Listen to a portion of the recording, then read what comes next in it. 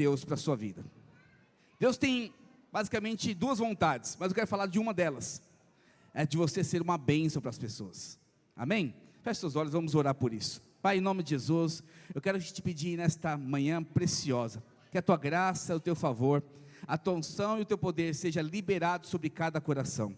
Os meus irmãos estão aqui abertos para receber e comer do maná do céu, que é a tua palavra. Senhor, usa minha vida com graça e favor, em nome de Jesus, que os meus irmãos desfrutem de muita unção, que de fato essa palavra venha penetrar no coração e transformá-la. Eu repreendo agora toda mentira, eu repreendo agora toda falácia, toda distração, caia por terra agora em nome de Jesus, que a bênção de Deus e a unção esteja sobre os meus irmãos, em nome de Jesus, diga amém. Fala assim: eu abro meu coração, eu abro a minha mente, para receber a palavra do Senhor, em nome de Jesus. Projeta para mim, por favor, Gálatas capítulo 3, verso 29. Hoje a palavra é uma pergunta: qual que é a vontade de Deus? Com certeza é uma pergunta que eu e você sempre estamos fazendo para Deus, na oração. Qual que é a sua vontade no meu casamento? Qual que é a sua vontade, Deus, no meu trabalho? Qual que é a sua vontade para os meus filhos? Qual que é a sua vontade, Deus, para o meu ministério? Para as minhas emoções? O que que o Senhor quer com isso? Essa é uma pergunta recorrente em cada coração. E nós temos que entender que Deus, Ele não altera a sua vontade. A sua vontade é única. E quando você sabe que a vontade de Deus é única, você também se torna alguém imutável. Porque você não anda pelo que acontece, você anda pelo que você crê. Você anda pelas suas convicções. Pergunta para o seu irmão: você anda pelo que você crê? Ou você anda pelo que acontece, pelas circunstâncias? São duas formas que você deve viver. E aí você precisa decidir qual delas vai te guiar. Eu quero começar falando de promessa. Gálatas capítulo 3, verso 29 diz o seguinte: e se sois de Cristo, também sois descendentes de Abraão, e herdeiros segundo a promessa. Aleluia. Então, eu e você somos de Jesus Cristo, e por causa disso, toda a promessa que Deus liberou para Abraão, também é feita para você. Então Deus deu uma promessa para Abraão, para ele encher a terra, para ele conquistar, ele vai ser uma bênção, e assim por diante. Daqui a pouco eu falo mais sobre isso. Mas eu quero que você entenda, que as promessas de Abraão não ficou lá no passado. Deus tem uma aliança com Abraão, e Abraão é o nosso pai na fé. A Bíblia fala em Hebreus que ele é o pai da fé, alguém que representa a fé, alguém que representa Cristo na terra. E quando eu entendo isso, eu entendo também que tudo que ele fez faz parte da minha vida, que eu devo fazer, mas também tudo que ele recebeu, eu também tenho direito. Quantos querem a promessa de Abraão? Diga aleluia. Então Paulo fala categoricamente: eu e você somos herdeiros da promessa de Abraão. Mas para Abraão adquirir a promessa, para quem não sabe, a promessa foi Isaac. Isaac representa Cristo no Velho Testamento. Abraão, Deus; Isaac representa Cristo; Jacó, o Espírito Santo. Então, para que você desfrute de Cristo, para que você desfrute da promessa, você precisa estar no propósito. Não tem como viver promessas de Deus sem estar no propósito de Deus. É uma incoerência você querer viver um casamento feliz, se você não vive o propósito do casamento. É incoerente você querer ser promovido no seu trabalho, se você não entrega o propósito do seu trabalho. É incoerente você querer ser um líder que multiplica, se você não cumpre o propósito de uma liderança. É incoerente esse estilo de vida. Mas só que nós queremos as promessas, nós queremos os resultados, mas muitas vezes estamos fora do propósito. Fala assim para o seu irmão: não existe promessa fora do propósito. Fala para o seu irmão: não existe bênção fora do propósito. Fala para o seu irmão: não existe resultado positivo fora do propósito. Esse é o que mais as pessoas procuram. Elas querem ser reconhecidas, elas querem ser promovidas, elas querem ter uma família maravilhosa, querem ter lideranças poderosas, mas não cumprem, não estão diante da vontade do Senhor. Então um detalhe importante nesse texto aqui de Abraão, eu quero mostrar, Projeta, por favor, Gênesis capítulo 11, verso 31. Aqui é um aspas, tá? Estou saindo um pouquinho da palavra. Que ficou uma dúvida, quando Deus chamou em Gênesis 12, Abraão, ficou uma dúvida para mim e para você, na Bíblia, não ficou dúvida, só quero gerar dúvida agora, que se realmente a promessa era para Abraão. Porque, se você olhar o texto que eu vou ler agora com você, você vai perceber que Abraão tinha um pai chamado Terá. E o pai dele, Terá, também teve a mesma atitude que ele. Mas antes dele, olha o que aconteceu aqui, Gênesis 11, verso 31. Tomou Terá a Abraão, seu filho, e a Ló, filho de Arã, filho do seu irmão, filho do seu filho, e a Sarai, sua nora, mulher do seu filho Abrão, e saiu com eles de Ur dos Caldeus, para ir à terra de Canaã. Foram até Arã, onde ficaram. Verso 32. E havendo Terá vivido 205 anos, ao todo, morreu em Arã. Mas só que, se você observar no texto, Terá tinha um objetivo. Eu creio que Deus tinha chamado de Terá. Falou assim: olha, Terá, sai de Ur dos Caldeus, dessa terra aí de feitiçaria, essa terra de idólatra, e vai para uma terra que eu prometi para você também. Vai para lá, vai para Canaã. E ele pega a sua família, pega as suas coisas, pega tudo que tem e vai. Mas só que a Bíblia fala que ele para em Arã, uma cidade que é no meio do caminho. E lá ele coloca sua tenda, coloca sua família, vive e morre aos 205 anos. Aí você observa lá em Gênesis 12, daqui a pouco eu vou ler sobre isso, que Deus aparece para Abraão e faz o mesmo desafio. Sai da tua terra, da tua parentela, e vai para a terra que te mostrarei, e farei de ti uma grande nação. Então Terá, ele tinha como objetivo receber essa promessa, mas só que ele não foi até o fim do propósito. Fala para o seu irmão: para ter a promessa, você precisa ir até o fim do propósito. Não tem como. Se eu não trabalhar 30 dias no mês, eu não recebo o salário completo. Se eu não investir no meu casamento, eu não vou ter a alegria completa. Se eu não investir nas pessoas da minha liderança, eu não vou multiplicar a célula. Eu fazer as coisas pelas metades, não terei a promessa completa. Na verdade, não terei promessa nenhuma. Será um grande problema na sua vida e na minha vida. Por isso precisamos entender a vontade de Deus e ir até o fim dessa vontade. Quantos querem ir até o fim da vontade do Senhor? Diga aleluia. Então, por que, pastor, o senhor tem essa afirmação categórica sobre... Fala para o seu irmão sempre. Amém. Então, por que tem essa afirmação categórica que o chamado era para Terá? Abre para mim, por favor, em Atos capítulo 7, verso 2. O apóstolo Estevão, ele vai pregar o evangelho, e ele fala algo muito interessante, porque aonde que Terá morreu? Morreu em Arã. E aonde Abraão foi chamado? Em Arã. Mas olha que o sacerdote, o apóstolo Estevão fala. Estevão respondeu, verso 2, está certo? Obrigado. Estevão respondeu: varões, irmãos e pais, ouvi. O Senhor da glória apareceu a Abraão, nosso pai, quando estava na Mesopotâmia. Mesopotâmia aqui é a cidade, é o local onde estava Ur dos Caldeus, era o sul da Mesopotâmia, antes de habitar em Arã. E lhe disse: sai da tua terra, da tua parentela, e vem para a terra que te mostrarei. Espera lá. Deus não apareceu para Abraão em Ur dos Caldeus. Deus apareceu para Abraão em Arã.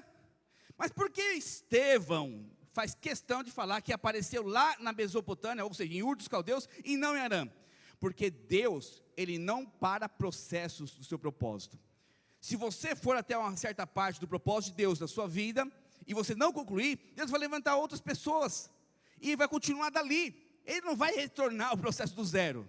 Vamos observar a Bíblia com clareza? Saul e Davi. Saul, eu tenho convicção no meu espírito que nós deveríamos ser filhos de Saul, não é filhos de Davi. Jesus não deveria ser chamado filho de Davi, era filho de Saul, porque o primeiro a ser escolhido, o primeiro a receber a unção foi Saul.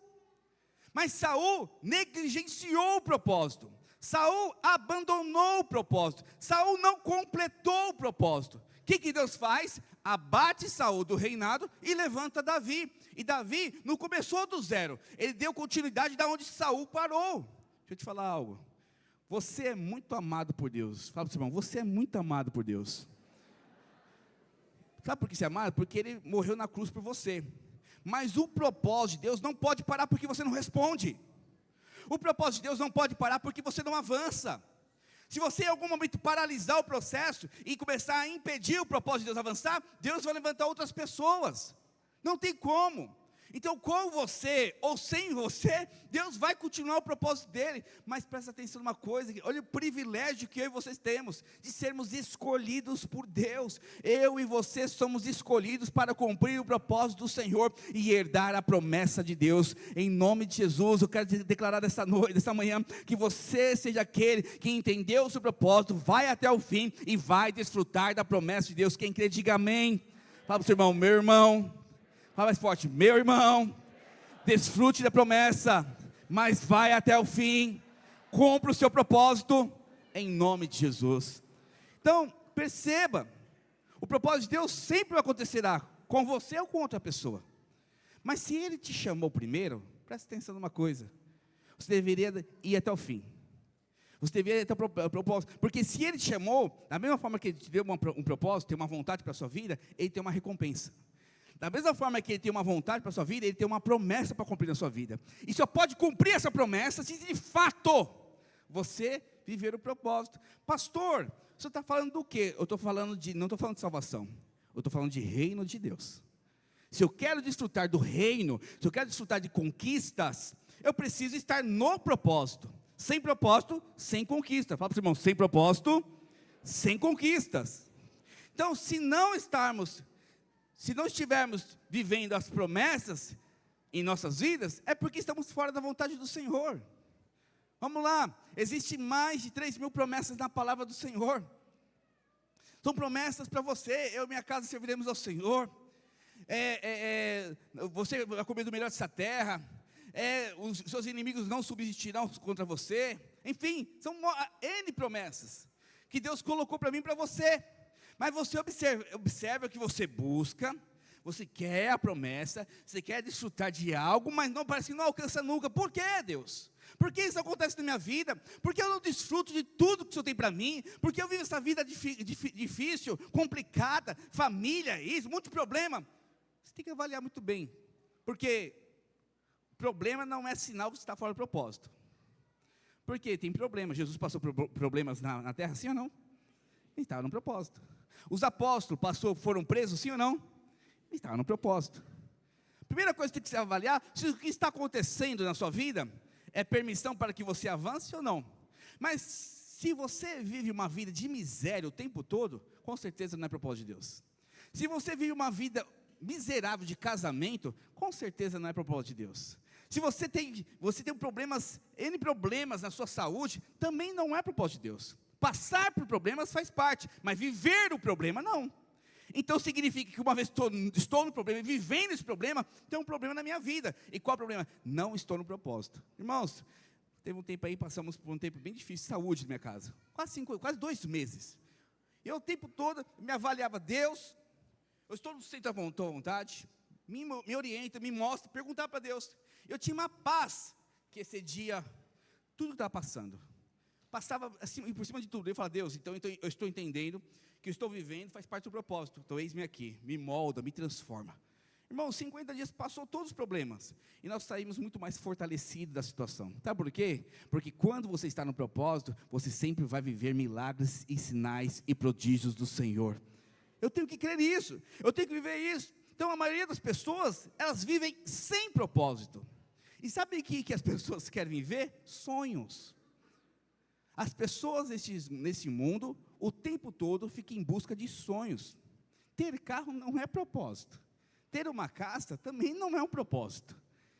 Ter uma boa profissão também não é propósito. São sonhos.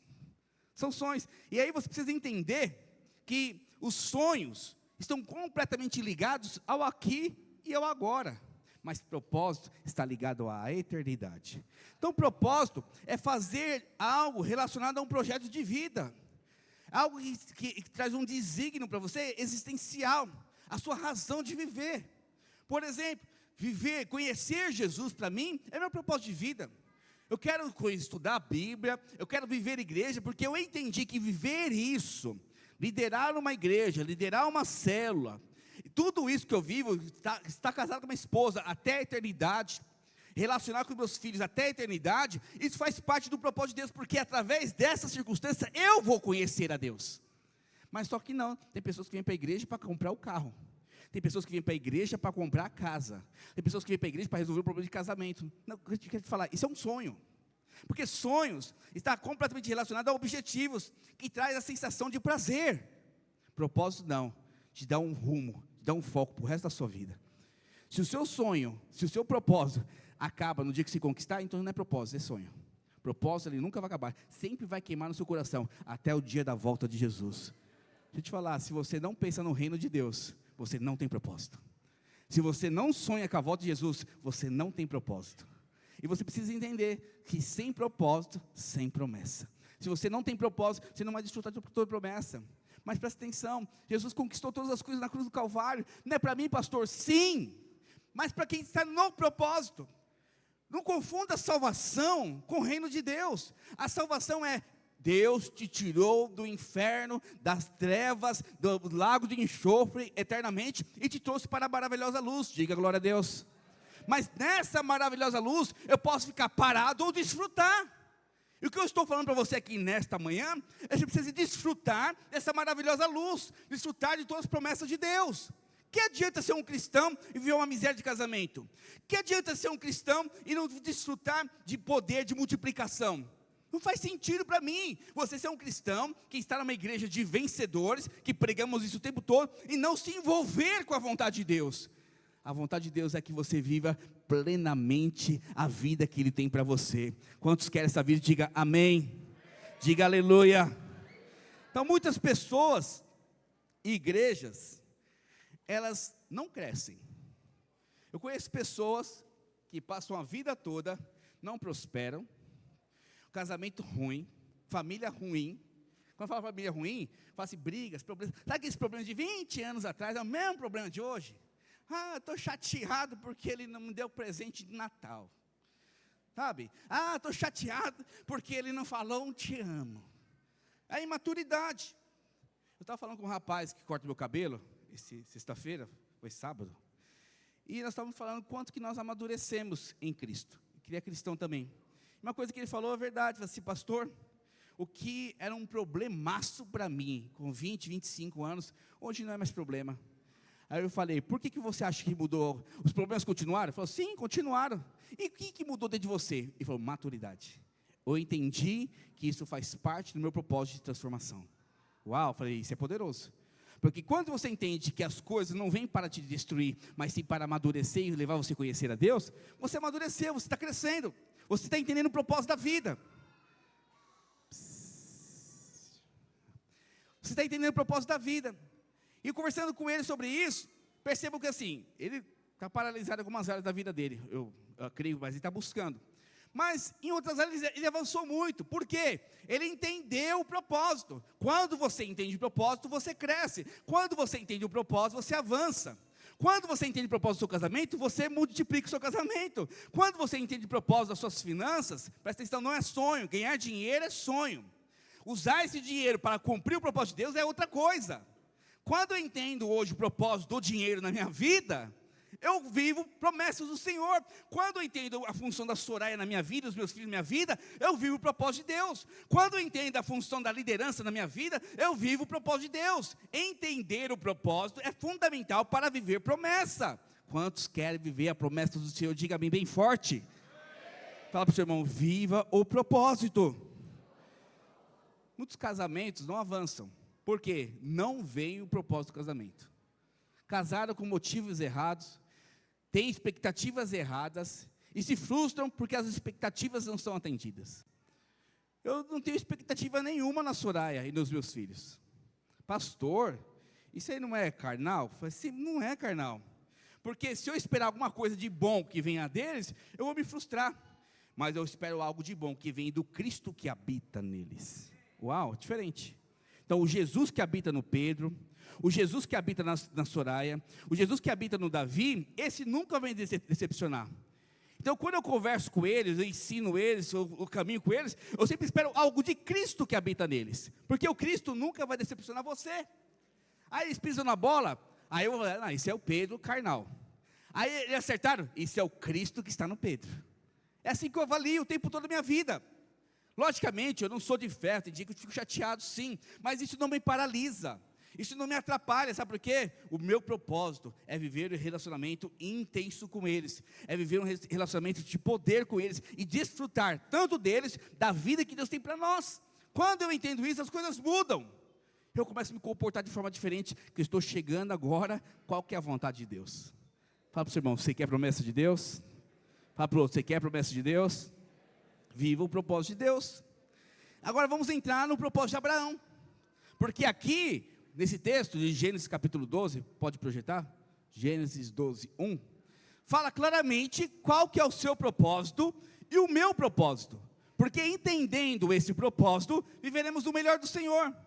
Gênesis 12, verso 1, ora, disse o Senhor a Abraão, sai da tua terra, da tua parentela, da casa de teu pai, e vai para a terra que te mostrarei.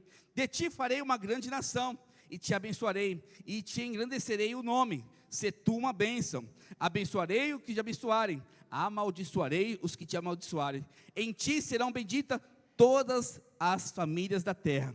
Se você observar, Deus fala 6 coisas que vai fazer na vida de Abraão. Essas 6 coisas são promessas. E essas 6 coisas são promessas para você e para mim também. Presta atenção nisso. Deus fala 6 coisas que vai fazer na vida de Abraão. Lá em Gálatas eu li para você, verso 3, 29, se não me engano. Se estamos em Cristo, somos descendentes de Abraão, portanto, também temos direito às promessas. Então, grava isso. Aí Deus fala aqui 6 coisas que eu quero mostrar. Pode deixar o texto aberto, por favor? 6 coisas que Deus fala para Abraão, que servem para mim e para você entender de uma vez por todas, quais são as promessas que Deus tem para você. Primeira delas, farei de ti uma grande nação. Fala comigo assim, a minha promessa é ser uma grande nação. O que é ser uma grande nação? Sabe, ser uma grande nação não é somente encher a terra de filhos, que também é muito bom, sempre sou a favor de mais de 2 filhos, 2 ou mais, menos que isso, eu acho que você não está multiplicando, opinião minha, pode descartar se quiser, mas 2 filhos a mais, você está multiplicando, porque se tivermos menos que 2 filhos, a nossa geração vai decrescer até ser extinta, mas se tivermos mais que 2 filhos, a geração perpetua. Então, para ter no mínimo 2 filhos, é o ideal para você como pai, mas é uma opinião minha, tá? Então você pode descartar se quiser. Pastor Luiz também fala sobre isso, é a opinião dele também. Então, ser uma grande nação, é você ser um líder de célula, alguém que vai influenciar. Está o David lá, né? O David está lá no trabalho dele, fala do amor de Deus, fala do poder de Deus, e alguém se converte. O que ele está fazendo? Uma grande nação, ele está crescendo. Então, ele está influenciando pessoas para o propósito. Opa, a promessa está se cumprindo. Aonde eu estou gerando uma grande nação. Se eu estou no meu trabalho, estou gerando uma grande nação. Se eu estou na vizinhança, eu estou gerando uma grande nação. Por isso é importante você ser um líder de célula. Porque é a forma mais poderosa, mais estruturada, para que você multiplique e cumpra essa promessa, e viva essa promessa. Irmãos, não tem prazer maior do que ver uma pessoa sendo transformada. Não tem prazer maior do que ver a pessoa saindo das drogas e restaurando sua família, saindo da separação e restaurando sua casa. Pessoas que viviam uma miséria, têm um salário poderoso, abriu uma empresa. Irmão, quantos irmãos têm sido abençoados pelo corpo de Cristo? Quantos irmãos têm sido abençoados pela igreja do Senhor Jesus Cristo? Quantos irmãos têm sido abençoados por você? Estou te falando, a promessa de Deus está se cumprindo. Você está sendo uma grande nação. Aleluia. Segunda promessa, olha o que Jesus fala. Deus fala para Abraão: eu te abençoarei. Abençoarei é o seguinte, ao contrário de a maldição. Ou seja, se eu pegar isso na minha mão, vai ser abençoado.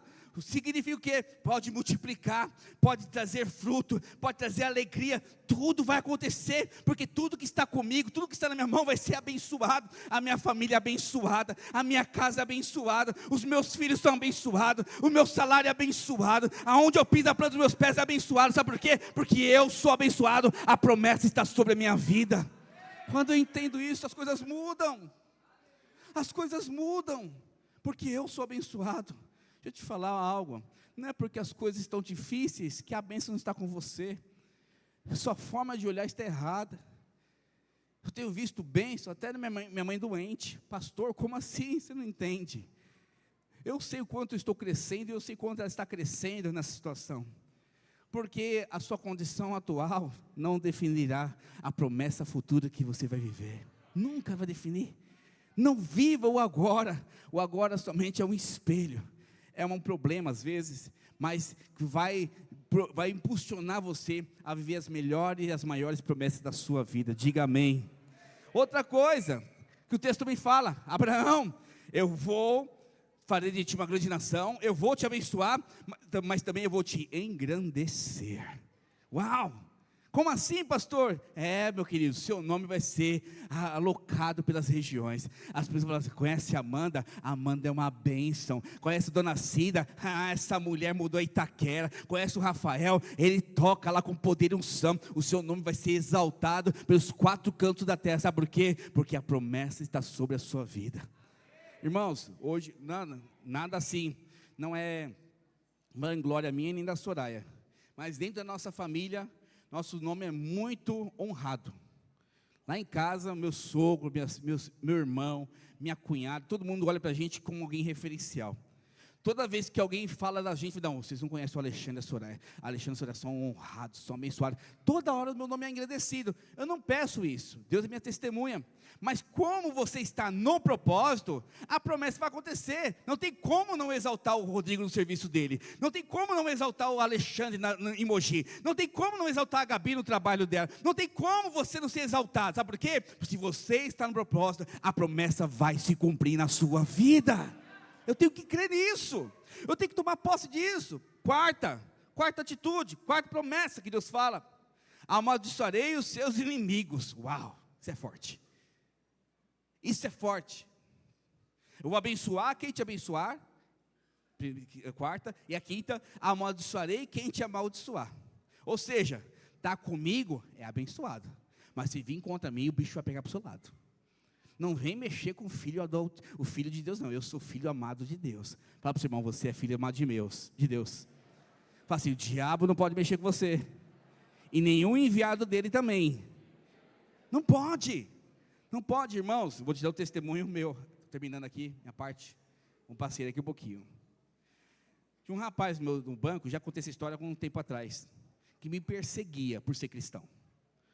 Rapaz, ele tinha uma vida assim, bem torta, mulherengo, ficava com um monte de mulher, e achava aquilo normal, porque vinha de uma família assim, se não me engano ele era ou do espírito, uma macumbaria, não sei de onde que ele era, que não era cristão, ele não era cristão.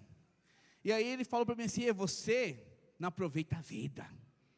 Eu lembro que ele falou assim, olha, daqui a uns anos você vai ver como está a sua vida, como está a minha, você tem tempo ainda, aceita Jesus. Ele ficou com um ódio de mim. E um dia eu lembro que eu fui almoçar no banco, eu fui sem guarda-chuva, e eu tinha um shopping a 500 metros, eu almoçava no shopping, e a chuva torrencial caindo, e eu lembro que eu liguei para o meu chefe, mandei mensagem para o meu chefe, e liguei para ele acabou comigo, que ele era um chefe meu na função lá, eu fiquei mal com aquilo, falei, Deus do céu. Depois daquele dia, ele começou a falar mal de mim para o meu chefe, que o Alexandre é irresponsável, o Alexandre chega atrasado, o Alexandre é isso, o Alexandre é aquilo, mas eu entregava todas as minhas metas, um banco, né, entregava as metas tranquilamente. Aí um dia, eu não sei o que aconteceu com ele, que ele estava indo muito bem, ele ia ser promovido, mas virou a cabeça dele, eu vou abrir minha empresa. E aí, depois que foi abrir a empresa, ele piou as contas do banco, eu fiquei sem entender. Aí, infelizmente, não orei por isso, irmãos, mas infelizmente, 2 anos depois a empresa quebrou, ele ficou com uma dívida de mais de R$1 milhão, isso há 10 anos atrás. Eu fiquei meditando sobre isso, quando estava lendo essa palavra, os seus inimigos serão amaldiçoados. Ninguém pode ir contra você, porque você está do lado do Deus mais poderoso dessa terra, o Deus, Senhor Jeová, aquele que luta as suas batalhas, aquele que nunca vai te abandonar, que vai estar com você todos os dias da sua vida. Se alguém se levantar contra você, ele vai ter um grande problema, é comigo, diz o Senhor. Sempre será assim. Então para de ficar brigando, discutindo, para de querer ter razão em todas as coisas. Você tem alguém do seu lado que vai proteger e guardar você todos os dias da sua vida, e esse é o seu Senhor. Aleluia, pode dizer aleluia? E aqui a última promessa é: todos serão benditos por sua causa. Além de você ser abençoado, além de você ser uma grande nação, além de seu nome ser engrandecido, além de amaldiçoar aqueles que te amaldiçoarem e abençoar aqueles que te abençoarem, todo mundo que chega perto de você vai ser abençoado. Olha que poderoso isso. Sabe aquele pai, aquele parente, que todo mundo que chega perto dele arruma emprego, ele muda o casamento, é próspero, chegar perto daquele cara é abençoado. Por quê? Existe uma bênção que está sobre você, e todos aqueles que estiverem ao seu redor serão abençoados também. Deixa eu te falar, a sua casa será abençoada, lá no seu trabalho, os seus amigos de trabalho serão abençoados por causa de você, o seu patrão vai prosperar por causa de você, a sua célula vai multiplicar por causa de você, a sua célula vai ser transformada por causa de você. Sabe por quê? Porque a bênção do Senhor, a promessa do Senhor está sobre a sua vida. Quem crê, tem um aplauso bem forte ao nome do Senhor Jesus. Eu creio nisso, eu tomo posse disso. Essas são as promessas de Abraão. Essas são as promessas de Abraão. Mas só que tem uma condição. Tem uma condição para isso acontecer na sua vida. É por isso que às vezes a matemática não fecha. Eu sou da área de exatas, né? É por isso que parece que o que o pastor fala é mentira para você.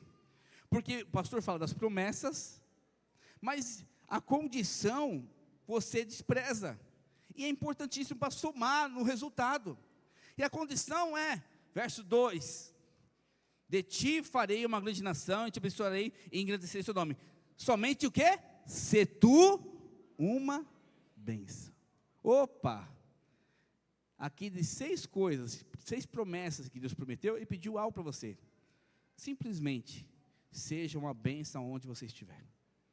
Simplesmente, seja abençoador. Não seja egoísta. Seja humilde, não seja avarento. Seja alguém longânimo, não seja impaciente. Ser bênção é suportar os erros do Rodrigo. Mesmo na falha dele, nunca desistir do Rodrigo. Eu estou sendo bênção para o Rodrigo.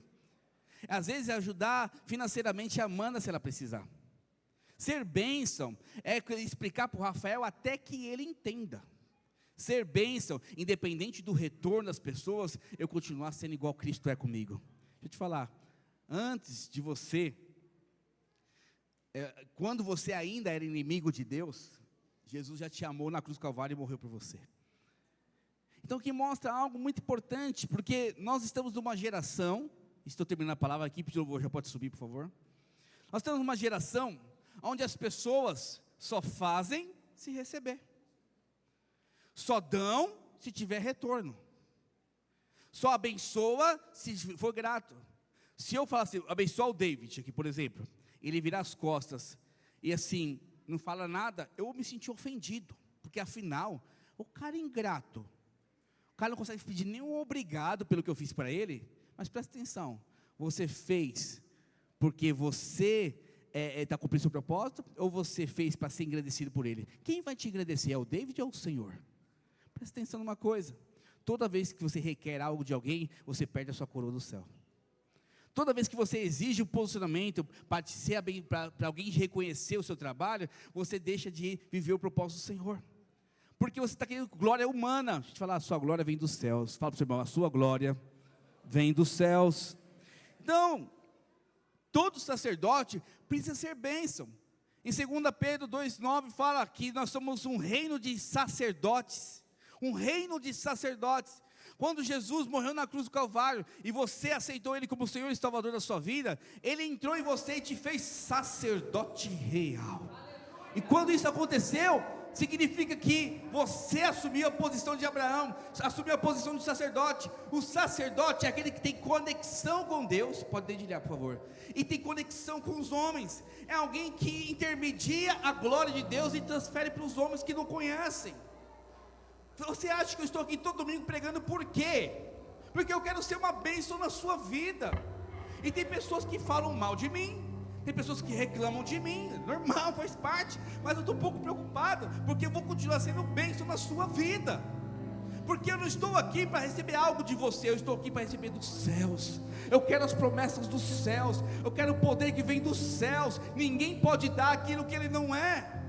Olha o que está escrito aqui: enquanto outros pegam parte da bênção, você está com o Senhor das bênçãos. Enquanto as pessoas procuram sonhos, o carro, não, você tem o Senhor das bênçãos com você. O sacerdote, o levita do Senhor, tem como herança o próprio Senhor Jesus. É o Senhor que é a sua herança, Ele é o seu abrigo, Ele é o seu sustento, Ele é o seu descanso, Ele é a sua força, Ele é a sua sabedoria, Ele é a sua prosperidade, Ele é a sua saúde, Ele é o seu tudo. Quando eu entendo isso, eu abraço isso, meu Deus. E você, por ter essa conexão tão profunda com Ele, começa a abençoar pessoas, começa a liberar promessas para as pessoas, começa a cuidar de pessoas, você se torna uma bênção. Eu quero ser bênção para minha família, eu quero ser bênção para os meus irmãos, eu quero ser bênção no meu trabalho, porque na medida que eu sou bênção, as promessas vão se cumprindo na minha vida. Na medida que eu sou bênção, o Senhor vai liberando sobre a minha vida. Na medida que eu abençoo as pessoas são transformadas e eu continuo sendo abençoado. Oh Espírito Santo, eu quero terminar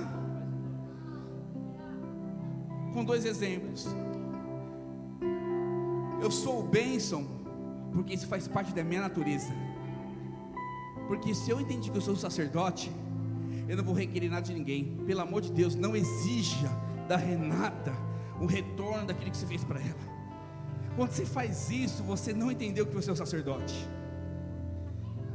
Porque alguém só pode dar segundo a sua natureza. Fala para o seu irmão: alguém só pode dar segundo a sua natureza. Vou terminar com 2 exemplos aqui. O exemplo do sapo e escorpião é bem antigo. Quem é antigo conhece, quem não conhece vai aprender hoje. Certa vez existia um sapo e um escorpião do lado de um riacho. E o escorpião tinha muito desejo de ir para o outro lado do riacho para continuar essa trajetória. E esse escorpião conversou com o sapinho e falou assim: sapinho, por favor, você pode me levar até lá? Aí o escorpião falou assim, o sapinho falou assim: eu não, você vai subir nas minhas costas e vai me ferroar, vai pegar o seu ferrão, vai me contaminar, vai me matar. Aí o escorpião falou assim: por favor, com os 2 ferrão assim, eu prometo que eu não vou te furar, eu prometo que não vou te ferroar. Aí o sapinho pensou assim: minha natureza é abençoar, então eu vou abençoar essa pessoa. E aí o escorpião sobe em cima do sapo, e no meio do riacho, eles estão andando, passando o riacho, e de repente o escorpião vem lá e aferroa o sapinho. Aí o sapinho vai: mas você falou para mim que não ia fazer isso. Aí ele falou o seguinte: aferroar você foi maior do que minha vontade. Sabe por quê? Porque isso faz parte da minha natureza. Então ser abençoador não tem que ser um esforço, tem que fazer parte da sua natureza. E quando faz parte da sua natureza, as promessas vêm. Agora tem outro exemplo grande, interessante, que é de Alexandre o Grande. Eu já falei para a liderança isso. Alexandre o Grande, uma das suas conquistas, ele chega numa cidade com toda a sua glória, engrandecido pela vitória da guerra. E aí tinha um mendigo na porta daquela cidade e pediu uma esmola. Alexandre o Grande tira uma moeda de ouro, que valia muito dinheiro, e joga para o mendigo. O coronel, o general dele, ficou assim espantado, falou assim: Senhor, meu rei, por que você deu tanto dinheiro para esse mendigo? Isso é muito para ele. Aí Alexandre o Grande vira para o seu general e fala o seguinte: